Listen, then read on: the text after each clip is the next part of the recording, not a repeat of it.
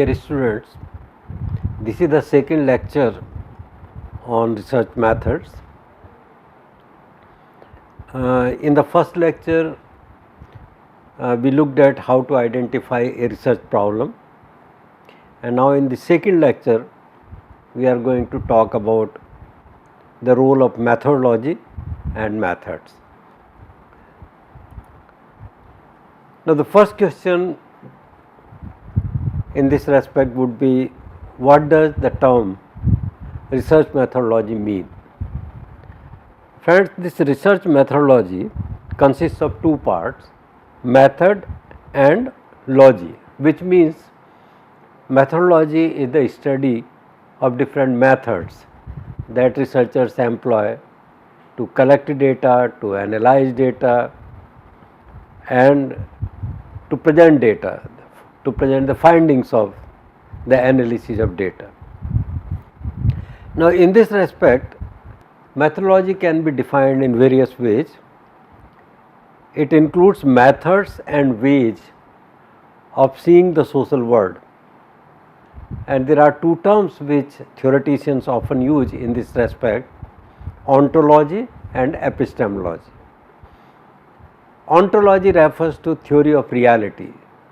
Some people may believe, especially those who use value neutral, objective, positivistic mathematical approach, that there is a reality, that this world and human behavior and societies are governed by certain laws. There is a reality, law is a reality, and the job of social scientists is to discover what that reality is, what that law is. Like in physics, the law of gravitation exists, and it was discovered by Newton. And epistemology means theory of knowledge. Although epistemology is closely connected with ontology, but epistemology refers to the ways of apprehending the reality. Theory of knowledge.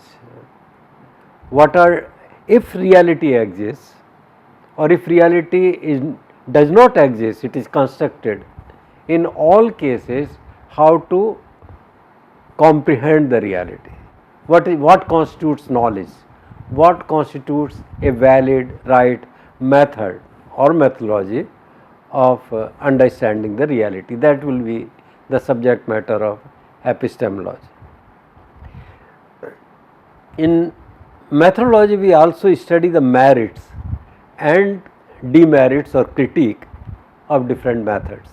What are the advantages of using survey? What are limitations of survey? What are the advantages of participant observation method, mystery client method? What are the limitations of participant and mystery client methods? And the justification for the method that you have chosen for conducting your study. Methodology looked at from this perspective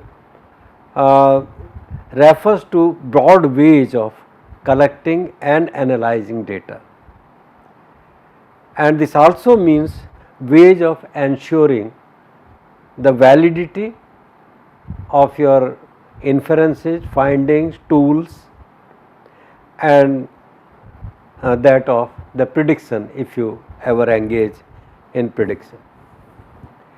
Now, methodologies are broadly divided into two parts: quantitative methodology and qualitative methodology. For quite some time, one more term has become quite popular, which refers to mixing of methods. It is called triangulation. Actually, this triangulation term, in my knowledge, appears first in civil engineering literature, in which from ships, if you want to measure distances of certain targets, then a geometric approach would be to see that target or the object from different vantage points, and by using laws of geometry, then you can estimate the distance. So, triangulation basically means looking at something from different vantage points or different points of view, but it's more commonly used as mixing of different methods. Psychologists working in the field of organization are the most proponents of triangulation methodology. So, quantitative, qualitative and mixing of quantitative and qualitative methodology, these are three broad categories of methodology, and we will look separately at each of them. Now, at two extremes, quantitative and qualitative, on the one hand you have positivism. Yesterday also, means in the previous lecture I mentioned about positivism by Auguste Comte, use of scientific method to study human behavior.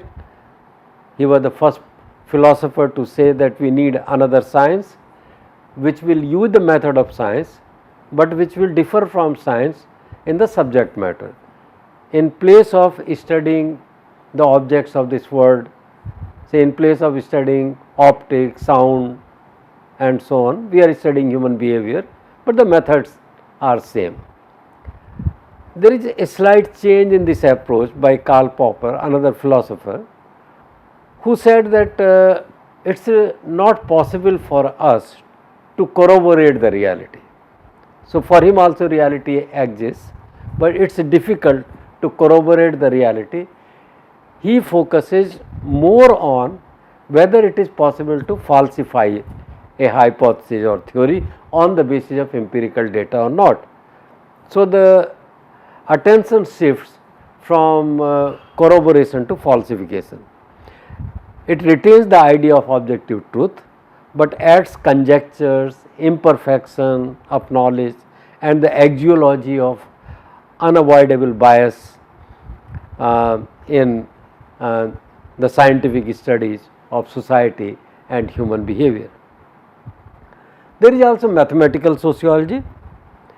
In the previous lecture I said that there is a journal devoted to mathematical sociology, in which papers deal with usual sociological topics, but they are based on application of very advanced techniques of algebra, linear algebra, non-linear algebra, differential calculus, differential equations and other developments in mathematics such as fuzzy theory. Then in qualitative sociology, we have critical social research, which explore the relationship between knowledge and social structure. In one sense, qualitative methodology differs from quantitative methodology in the sense that they do not believe that there is an objective reality outside the observer or outside the domain of science, which science wants to capture. Rather, they believe that reality is constructed by using so called sociological or anthropological or political methods, and the reality is not independent of methods and the social structure, the assumptions behind a substantive theory. This critical perspective or this qualitative sociology explores what are the assumptions behind a substantive theory, in constructing a substantive theory and in what is called taken for granted. And George Herbert Mead's symbolic interactionism and phenomenology. The dictionary meaning of phenomenology would be theory of knowledge, but it means seeing the world from the perspective of a particular researcher or individual. I was reading one article by a faculty member in a US university who belongs to India, and on the basis of her experiences of studentship and faculty position, she is writing on the various decolonizing tendencies as well as the construction of vulnerability and marginality in higher education in US. Now, this writing something on the basis of one's own experiences This is what positivists will look down upon, frown upon, but from qualitative sociologist point of view, this is the only or the right way of constructing social reality. So, positivism is about realism, independence of knowledge and researcher.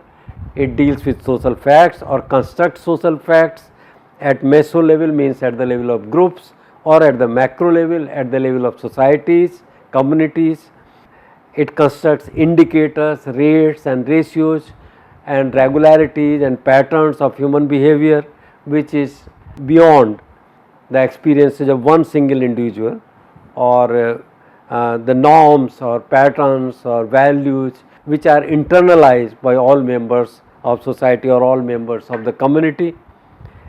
It uses lots of statistical data, and in drawing inference from statistical data uses correlation as causation, and field experiments, and in design of experiment or field experiments, variance is treated as the source of causation, while in survey research we deal with correlations and regression. In experimental designs we depend more on variances. Now, positivism have some limitations also.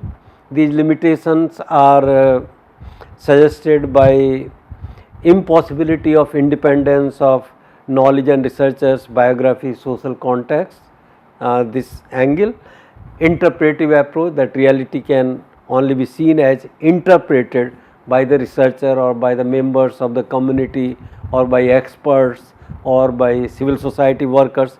Reality is interpretive, it is not objective or value neutral or something existing outside the researcher's mind. Similarly, ethnomethodology, and maybe sometime we will talk about these things in more detail. The point is that from the perspective of those who reject positivism, reality is relative, it is relative to people's perspectives, people's positions in society, and it conceptualizes forms of oppression. Usually qualitative and critical theories are more about power structure, religions, force, etc., which try to discipline or control an individual in society. Postmodernism is another perspective, means absence of reality or plurality of realities, and there are some people who say that knowledge for its own sake is not important. What is important is what do you do with the knowledge, or advocacy of groups of vulnerable sections of society or practices. Now, for positivists there are two types of data, primary and secondary. Primary data are those data which are collected by the researcher himself or herself. It comes from questionnaires, it comes from interviews, it comes from experiments or deconstruction and reconstruction or reconceptualization of something, life histories, observations, ethnographic, field work, self reports.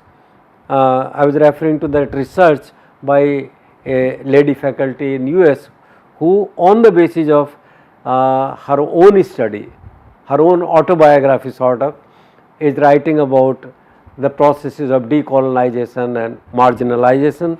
Similarly, if you yourself interview people in groups or focus group discussions, then these are all primary data. Actually, the difference between primary and secondary is that in primary data the methodology is planned by yourself. You have decided upon measures, definitions and procedures of data collection, but secondary data are data which are collected by others and you are making use of that. So, the same data set may be primary for some and secondary for others. For example, data collected by IIPS in National Family Health Survey is primary data for them.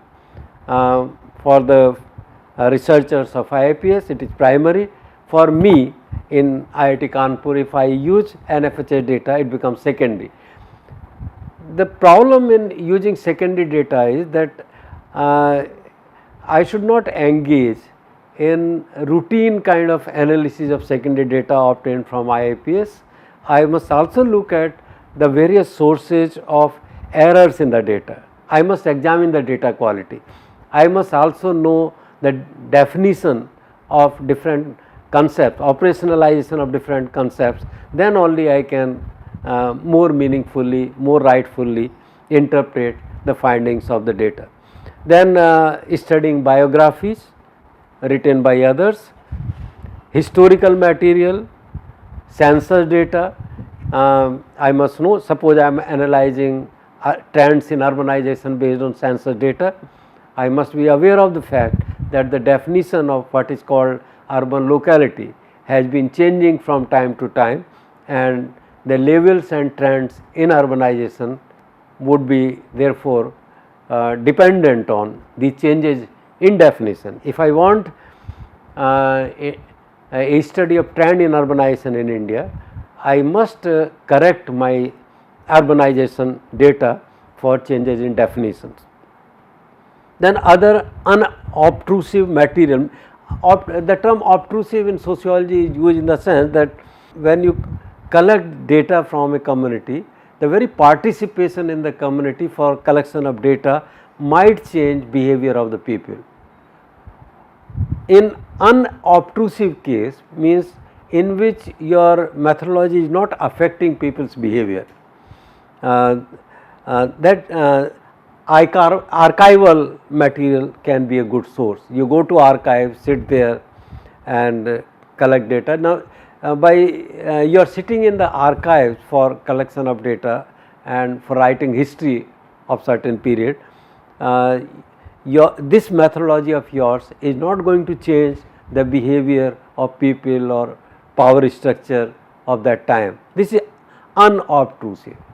You are not interfering in the community, in the behavior of people. Now, application of quantitative method, one cannot ignore the importance of use of quantitative methods, population, industrial and agricultural censuses, international, national, subnational surveys, retrospective surveys, cross-cultural surveys and prospective surveys, then experimental method using various types of designs of experiments, longitudinal studies. In India we have very few longitudinal studies, but today international journals prefer studies based on longitudinal data or panel data. Panel data means measurements on a number of things over a period of time.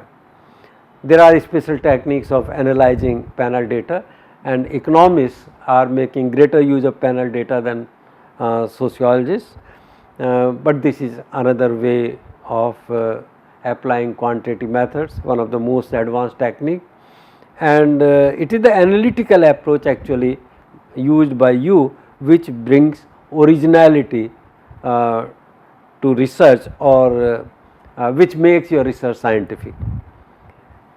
Usage of quantitative data or positivism or quantitative methodology, experts, consultants, like the government of India may ask a group of consultants to estimate poverty.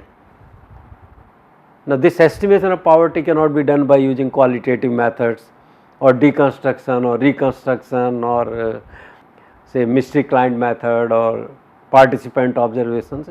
Some aspects of poverty can be captured, but estimation of poverty cannot be done. If the purpose of the research is to examine whether poverty is increasing, decreasing or is constant, and what are the various components of poverty, what is happening to different components of poverty, you need data. Similarly, planning for new interventions by state, new ideas in agriculture, in family planning, in education. Suppose somebody gets the idea that if you distribute bicycles among girls in rural areas, then school enrollment rate at the post primary level will increase.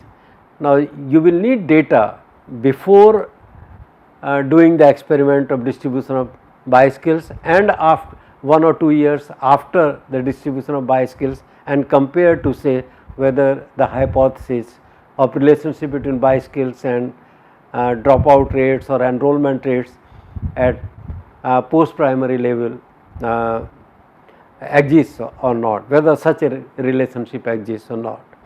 Then in medical research, agricultural research, social sciences, engineering, in academic research, quantitative data are used. In thought experiments, modeling, simulation. In demography, Nathan Kifitz has written a book on mathematical demography, and he answers several interesting questions by using the laws of probability, Markov processes, matrix algebra. For example, what will be the impact of change in family size norms on the sex ratio in population. Now, Nathan Kifitz examines this question by using the laws of probability and not using any survey. Any survey on this issue is not possible, that will be unethical. Experiments are also not possible, but such questions can simply be answered by using laws of probability and probability distribution. Similarly, in error analysis, mostly in sciences, in predictions and plans, predicting population of India, predicting levels of urbanization, predicting requirements of housing, predicting unemployment rates, formal sector, informal sector employment, unemployment, and for critical perspective also. Very few sociologists appreciate the point that some of the names they use in critical inquiry, like Marx or Bourdieu. Marx himself used lot of secondary data.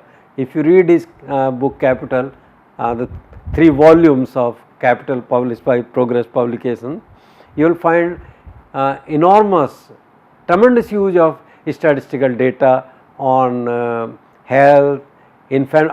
Actually, till I myself studied the Capital, I could not believe that Marx is using so much of demographic data on health and mortality and on relationship between age and these things, sanitation and these things to make his theoretical point. Similarly, data on inequality, poverty. Similarly, Bourdieu, very few sociologists understand that Bourdieu himself conducted the study of education and demography to make his point of social capital, cultural capital and symbolic capital, etc. Now, the assumptions are that there are real patterns, they can be known scientifically, and scientific method is governed by certain rules which are evolved by and acceptable to scientific community in the field, and in which subjective understanding of the substantive issues on the part of researcher has no or minimum role. Quantitative sociologists work with numbers, they are collected from surveys and lab experiments. In lab, it is possible to control some variables, match with respect to other variables, and control some variables by using analysis of variance and covariance. Steps would be literature, gap, identifying gap in knowledge, defining your research problem, research questions, objectives, developing a conceptual framework. Conceptual framework means identifying dependent variable, independent variables, relationships between independent variables, mediators, moderators, proximate variables, and then using appropriate statistical analysis, maybe regression, maybe path analysis, maybe factor analysis, or maybe any other appropriate technique to analyze data. But if you are going to use quantitative methods, then ask whether your variables are numeric or qualitative. There are different statistical techniques for that. Ask what is the nature of measurement, nominal, ordinal, interval or ratio. Statistical methods assume that data are at least collected on interval scales. Then what are the norms regarding use of methods, and is your model parsimonious?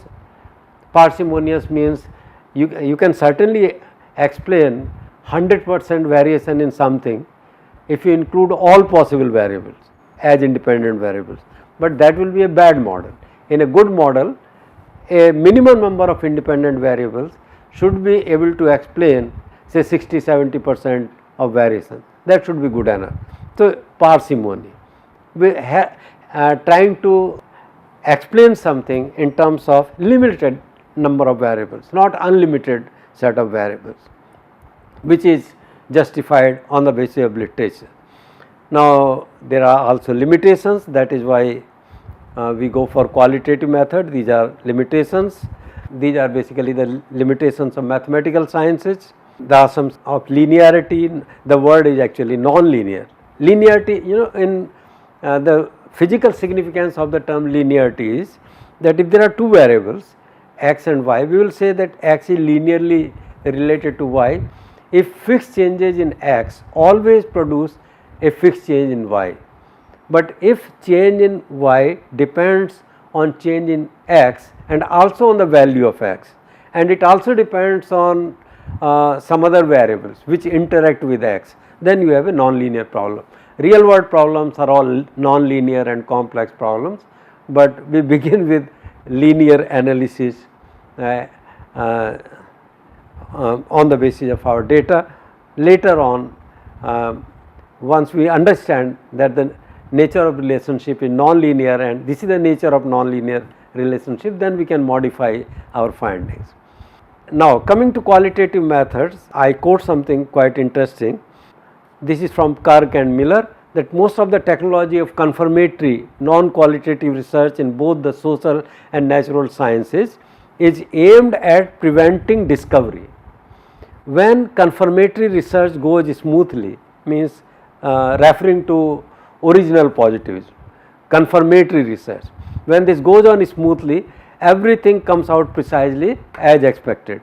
Received theory is supported by one more example of its usefulness and requires no change. As in everyday social life, confirmation is exactly the absence of insight. So, the importance of qualitative methods. Now, what are qualitative methods? They are observations, field work, ethnographic work, informal interviews or interviews without using structured or semi-structured interview schedules, then participatory methods, case study method, mystery client method, group interviews, focus group discussion. Now, you must have heard all these terms except say mystery client method, which is used more in program monitoring and evaluation, and some members of the community or the clients are selected as the participant or as mystery client, and they are trained and they go to service, maybe services in a development office or services in a family planning or health centers, health facility, primary health center, community health center or district hospital, and write their reports on the basis of their own experiences. These innovative techniques are quite useful, but they are used more in situation analysis of facilities and programs. Now, both have been criticized. Quantitative methods as well as qualitative methods have been criticized. Quantitative methods lack the subjective or contextual or people's or participants or communities understanding, and qualitative methods lack generalizations and reliability and validity. There are, I know, there are ways of examining reliability and validity. Still, for some technical reasons, this charge that qualitative methods have no way of establishing reliability and validity goes on. This is not still absorbed. Then why not mix the two methods? This is what triangulation means. Can we say the following, that qualitative methods are good for generation of new ideas, new hypotheses, and quantitative methods are good for testing these new ideas or hypotheses scientifically in a scientifically designed experiment in the subsequent researches. and you find that many researchers have actually combined qualitative and quantitative methods to arrive at findings about something. The famous case Smith and Inkel's scale of modernization, they began with a qualitative study, identified a number of indicators of modernization, and then conducted a survey containing the items on modernity identified in the exploratory or qualitative study. Then they ran factor analysis like that. So, we begin with qualitative study because qualitative studies are pregnant with the possibilities of generating new ideas. So, we generate new ideas in qualitative methods and then test them properly or scientifically in scientific designs. Now, some of the best examples of quantitative methods in India, you may like to ask me what are some of the best quantitative studies in sociology or in related areas in India. Population census of India, the best example of quantitative methods. Right from 1871, we have had population census of India, which meets the needs of planners regarding the size of population, regional distribution of population, sex ratio, education, and over the years we have added so many new questions. The last census contained 22 questions. Originally censuses contained very few questions because the purpose of census was simply to collect data on size and sex composition of population, but now we have lots of questions. We have questions on fertility, we have questions on mortality, child survival, we have questions on disability, and maybe tomorrow there will be many more questions. Then national sample survey conducted in different rounds periodically by Registrar General India, and lot of data have been collected and lots of reports, especially the report of poverty. Planning Commission report of poverty is based on estimation of poverty as the ratio of people living below the poverty line. National sample survey also produces data on health, employment, on consumption, on migration, on many other things. So, NSSO is another important source of quantitative data. The first family planning survey was conducted not by Government of India, but by an NGO or a non-government organization. Its name was Operation Research Group, promoted by Sarabhai, and after that, of course, now Government of India has initiated so many surveys, RCS survey, DLHS surveys, NFHS surveys. Then Khanna study in Punjab, this was the first quantitative study in identifying whether certain program interventions work in the field of family planning. And now these NFHS, RCS surveys, there is also life table analysis of education, marriages, deaths and diseases. Suppose you want to know as a planner or health planner specifically, what will happen to life expectancy if in the country malaria is reduced by 50%. You require quantitative analysis. These types of questions cannot be answered by using qualitative method, and you need life table. You need multiple decrement life tables for analyzing these things. Some of the best examples of qualitative methods in India, one I rate it highly, Mahmood Mamdani's study of family planning. Then studies of social change promoted by M.N. Srinivas, who was of the view that as a sociologist we must study not the textual view of society, but field view. And to get what this field view is, M.N. Srinivas himself conducted and encouraged sociologists in the country to conduct field surveys and ethnographic surveys of various things: religion, caste, social mobility, He is himself known for the concept of Sanskritization and dominant caste. And then Professor Yogen Singh. These people, mostly belonging to Delhi school, conducted ethnographic surveys of tribals, urbanization, caste, mobility and so on. These are some of the people who promoted or encouraged their students also to conduct qualitative studies. This Mahmood Mamdani's critique, why I rate this as one of the best studies in the qualitative domain. He wrote The Myth of Population Control, Family, Class and Caste in an Indian Village. His field study was initiated by Harvard University and supported by Rockefeller Foundation.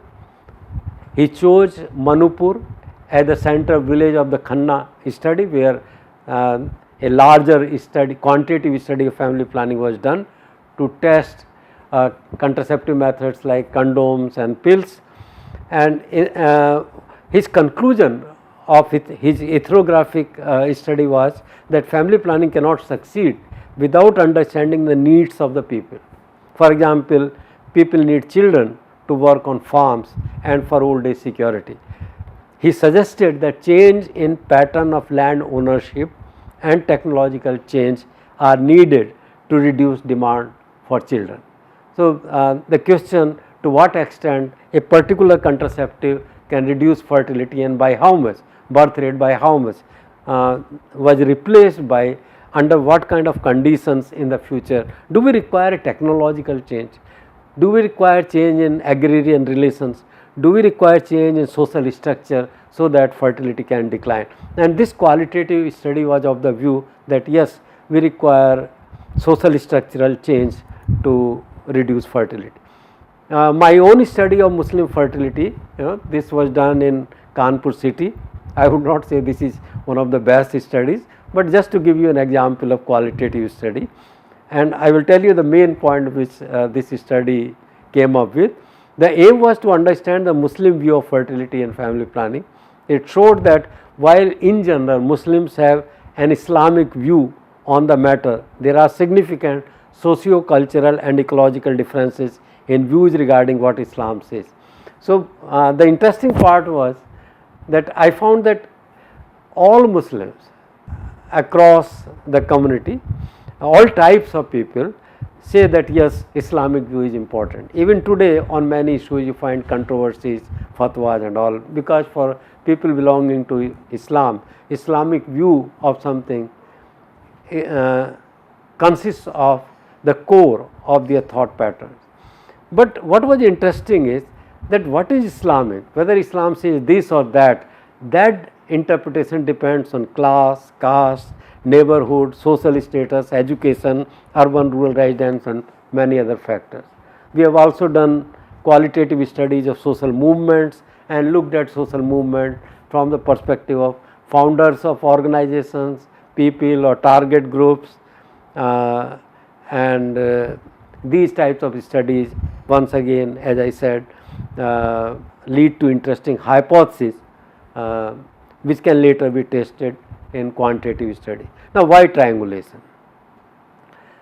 Mixing, why mixing? Operation researchers, Marxists, functionalists, feminists, interactionists, ethnomethodologists and postmodernists all see the social world in different ways. Can we combine all these ways of seeing the world in one study and come up with something more interesting? That is what triangulation means. They are different. Different people ask different questions and get different answers. Even within a perspective, there is a lack of consensus. So, there are many variations within Marxism. There is not one Marxism, there are hundreds and thousands of Marxisms. People often distinguish between early Marx and late Marx. And all later theories like postmodernism and post-colonial and all that, these theories have been somewhere or the other influenced by Marxist ideas.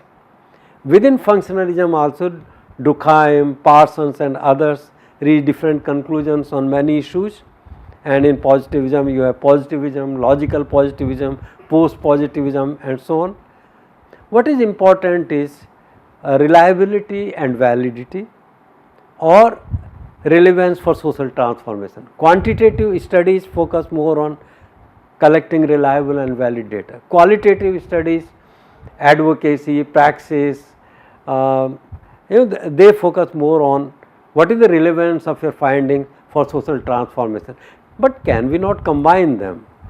I support combination of method, and it is common today to use combination of methods in population studies, in health studies, HIV/AIDS studies. I have been engaged mostly in health and HIV/AIDS and rural development, and in these studies we go for combination of methods. Quantitative methods are preferred, but there are issues which are best explored using qualitative method. That way they supplement or back up the findings of quantitative methods. If the findings of studies, this is another plus point with triangulation, that if the findings of studies done using different methods support each other, it puts more confidence in the results.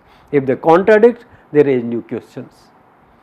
However, we have to do justice to assumptions and procedures of different methods. Triangulation should not become an excuse for lack of rigor and clear understanding of specific methods. We have to use the combination creatively and interestingly. N.K. Dengin is one of the earliest proposers of triangulation of methods, and especially in the field of organization behavior. Now, normally students think that triangulation means combining methodologies or combining methods, but according to Dengin, different things can be combined in the same study. You can combine data triangulation, which means studying at different dates, places, and from different persons, different types of data, and data from different points of time can be combined, and certain underlying patterns can be discovered. One can make a study of urbanization only on the basis of longitudinal data on urbanization in India, along with socio-economic and other kinds of data. But one can also collect data on urbanization from 2, 3, 4 or 10 states of India, and then combine them and discern those underlying patterns, unearth some new patterns maybe. Maybe your findings will differ if your study is based on 10 states and not on one state. Investigator triangulation. In the same study, to minimize biases, Cochrane, who is an authority on sampling, talks about interviewer's bias, which means the data may be influenced by biases of the teams of investigators. So, why not employ different teams of investigators to minimize their biases, to minimize biases in the ultimate data that will be generated by mixing of teams of investigators. So, triangulation is not simply triangulation of theories, it is triangulation of investigators also. Then theory triangulation, like certain aspects of poverty may be better explained by Marxist theory, certain aspects can be better explained by functional theory, and we can do a comprehensive study of poverty combining both Marxist and functionalist theory. That will be theoretical triangulation. But you should not use theories which are based on entirely different sets of assumptions. You have to exercise your own judgment regarding which things to combine. Normally different quantitative methods can be combined, different qualitative methods can be combined, or sometimes certain quantitative methods and certain qualitative methods can be combined. Survey can be combined with focus group or with informal interviews or brainstorming sessions. Then there is also methodological triangulation within method, like different scales of well-being. If you are conducting a study of well-being or happiness, you can choose different scales to measure well-being, in the same study. See, what we expect that if your scales are valid, results obtained from data analysis on different scales should be same, but if they differ, then you have to think about which scale measures the level of happiness in the community in your study best. Similarly, mental disorder, there are so many scales of stress, so many scales of mental disorders, and you can choose to use 2 or more. In one of the studies on mental disorders, in which I am also engaged as a consultant, we are and this is done by a famous medical college of Lucknow. We are using a combination of scales to measure stress and anxiety. And questionnaire and semi-structured interview can be combined. We combined these quantitative and qualitative methods quite successfully in district situation analysis on HIV/AIDS. We conducted a survey and we also conducted unstructured interviews. For survey, you have to define your target. Survey was conducted among adolescents and adults, males and females, urban and rural areas, educated, uneducated. Unstructured interviews were conducted with gatekeepers, key respondents, with district authorities, administrators, police personnel, with certain vulnerable members of some vulnerable communities like Birnis. The first situation analysis we did in Lalitpur district, and there was a village in our sample where stone mining was the dominant economic activity, and a certain tribe of Birnis was living. So, we also interviewed them informally. So, we are using a combination of survey, brainstorming was done with NGOs and journalists, and we also conducted focus group discussions with adolescents, providers of services and NGOs and concerned people of a hospital which was engaged in providing HIV services.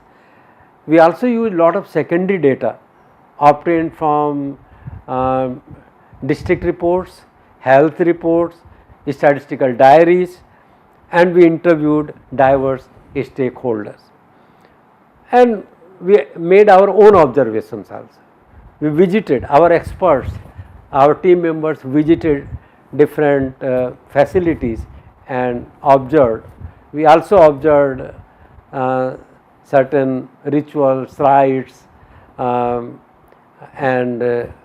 by combining all these methods we could come up with our findings. The most important things are that you must have a desire to learn new things.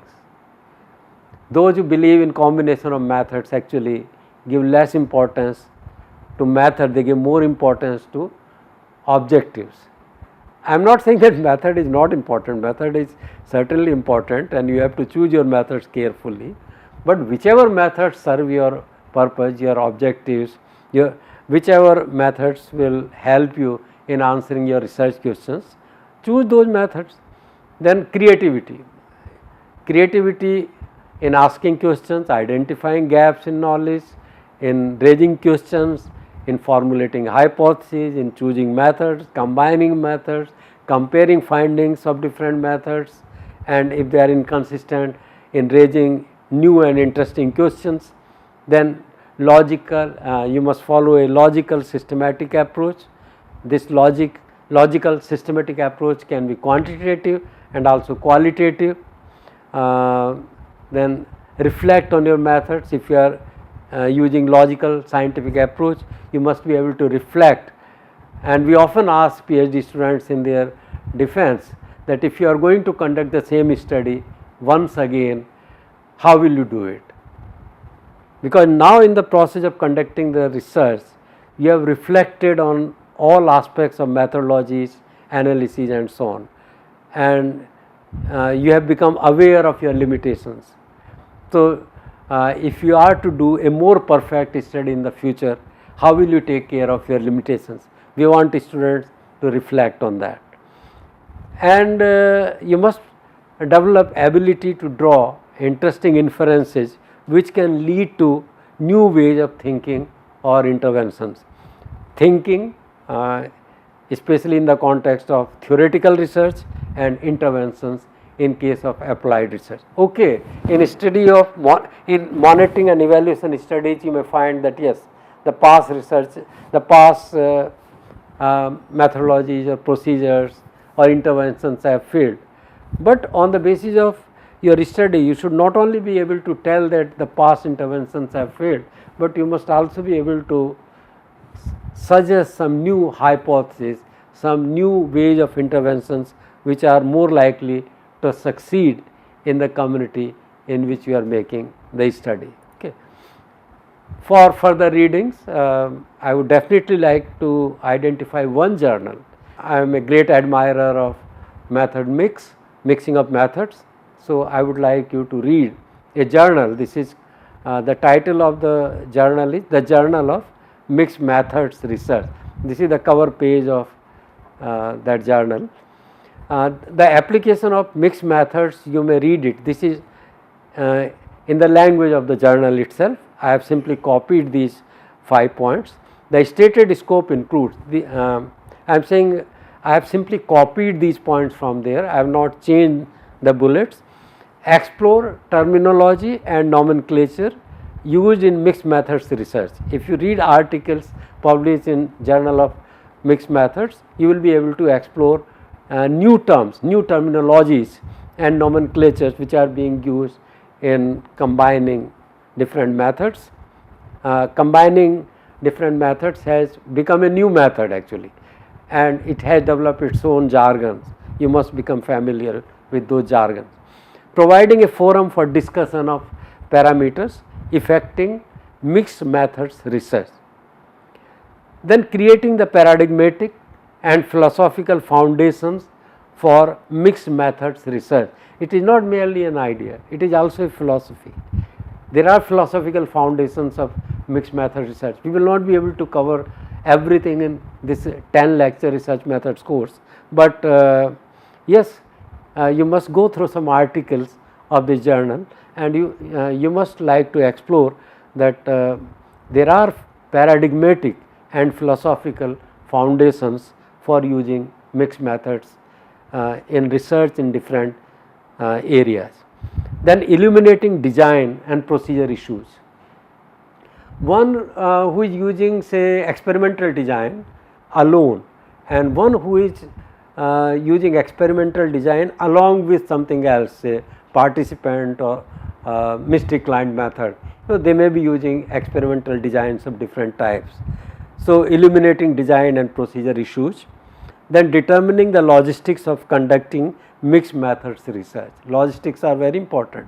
As I said in the previous lecture that research is an organized activity, it is not a private, subjective, individual activity. You need time, money, resources, team, so men, material and other resources, and somebody has to provide them. So, determining the logistics for conducting mixed methods research is also very important to consider. Thank you friend. This is in this lecture I have tried to say that fundamentally there are two types of methods or methodologies, quantitative, qualitative.